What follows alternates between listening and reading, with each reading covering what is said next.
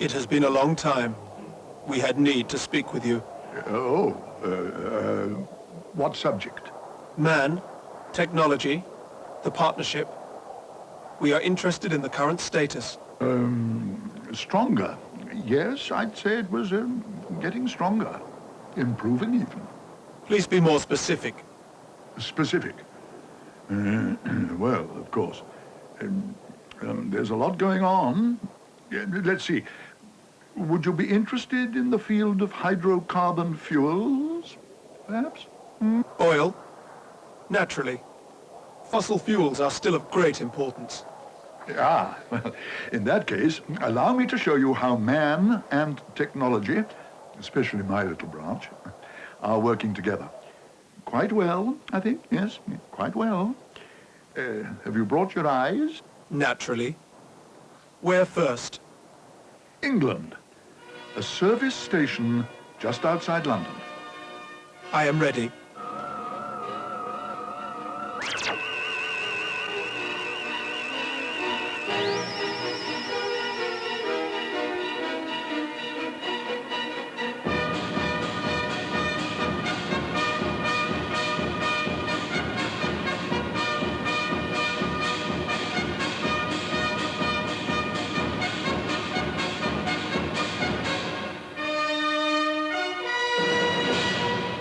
What is so extraordinary about this? Well, just that the art of selling is now a science. These new-style service stations are precisely designed to help both the customer and the station manager. As they should be.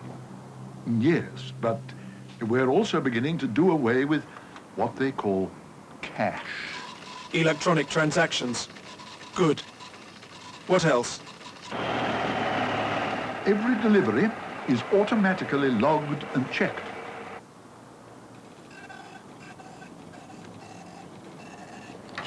Soon, we will be planning the loading of tankers, delivery routes, and anticipating fuel requirements.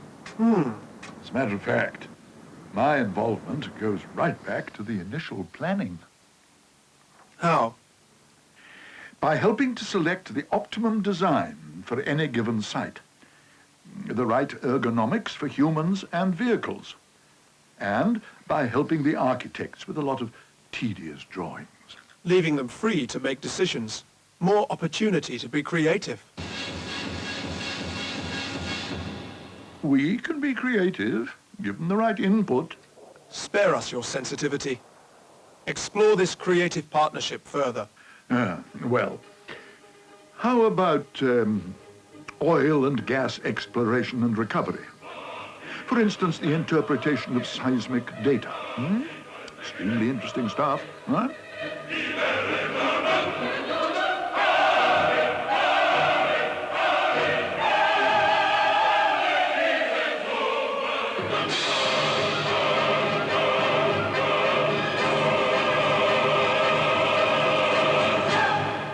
Oil and gas pockets were accumulated between 5 and 500 million years before man developed on this planet. How do they survey? Vibrations travel through the seabed. Microphones, trailed behind a survey ship, pick up the reflected sound waves. So they analyze the sound waves. Yes, but prior to ISIS, that's this system, the explorationists had to interpret the data and draw these cross-sections on large sheets of paper. Then they were fed into computers by a long, laborious technique. Only then could the explorationists get an enhanced picture of the strata. Extremely time-consuming. Exactly. Now the data is fed into a device not unlike myself, and a cross-section is drawn immediately. It's saves days, as well as giving the geophysicists more time to assess the potential of both new finds and existing wells. Is that important? Crucially, not all wells are worth exploiting. ISIS helps the geologists sort out the probable successes. Engineers using the computer to save time. Time used to think. Interesting. There are signs of progress here. Oh, now there's more. If you have time, of course. Show us.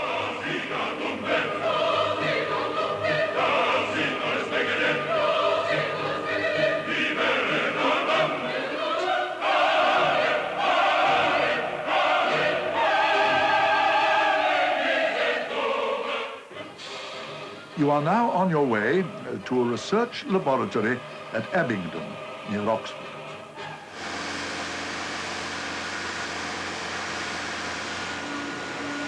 One of the most advanced and flexible internal combustion engine fuels and lubricants test facilities in the world. We sincerely hope that somebody on this planet is working on a quieter form of power.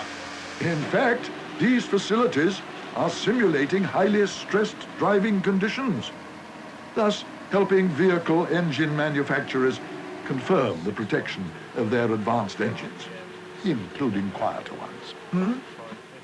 It checks the performance in all climates of fuels and lubricants in a variety of petrol and diesel engines for both passenger and large commercial vehicles. To what end? Greater efficiency. And that will save the user money and conserve precious fuel supplies. Less wear and tear on engines, too. And the technology half of the equation? Computers, naturally. To get the best data, the test cells need to be automated. The engines have to run at very precise settings for many hours.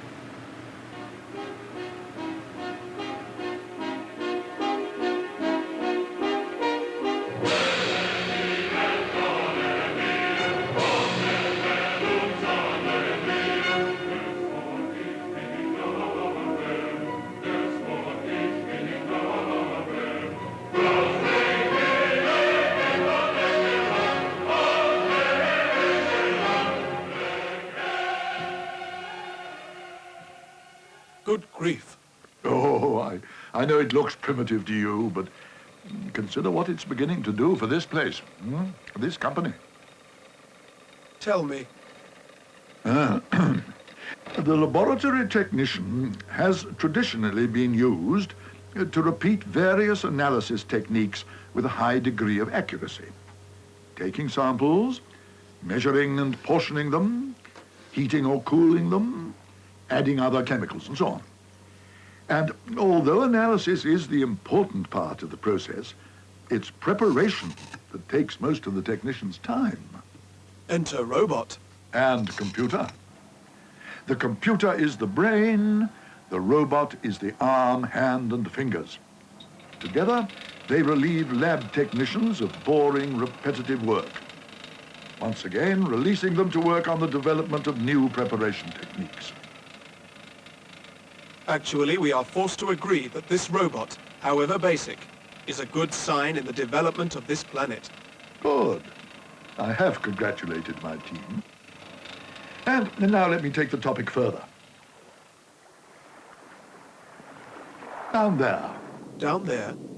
Under the sea. To a project which really demonstrates how the man-technology partnership is tackling extreme problems. And problems of extremes. Such as? Such as developing oil fields where the outlying reserves aren't large enough to deserve a highly extensive, full-scale production platform. Solution? Ingenious. What do you think of this? Looks to us like a giant control valve. It is.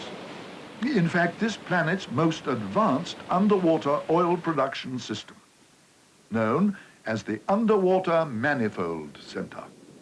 Purpose?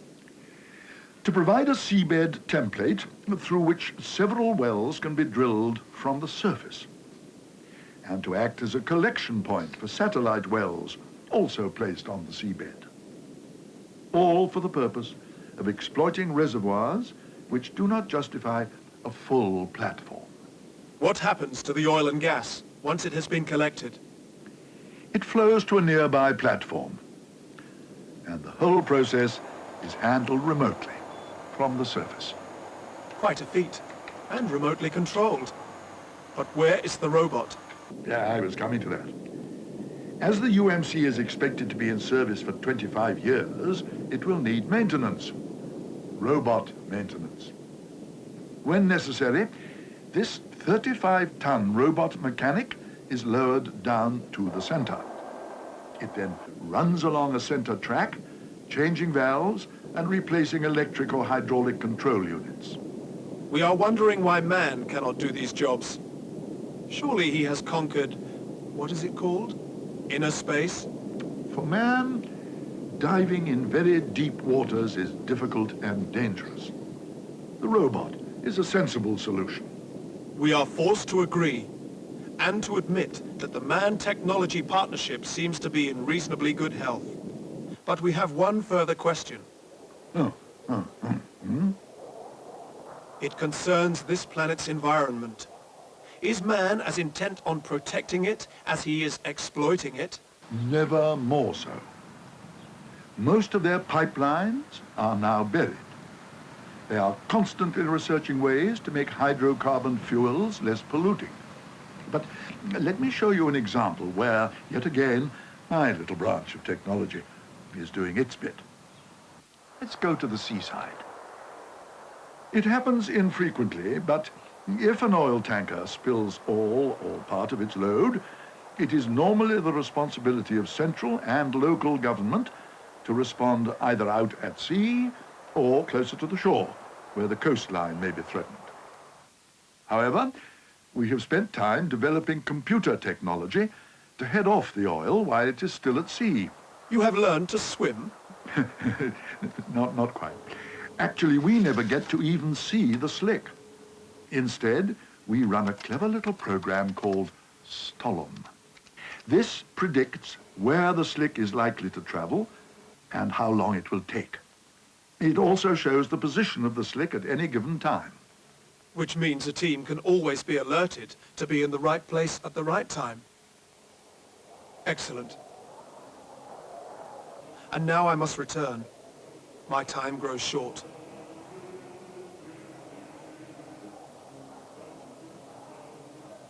We have seen a marked improvement. We are particularly impressed with this partnership. It has a name? Esso. That is good.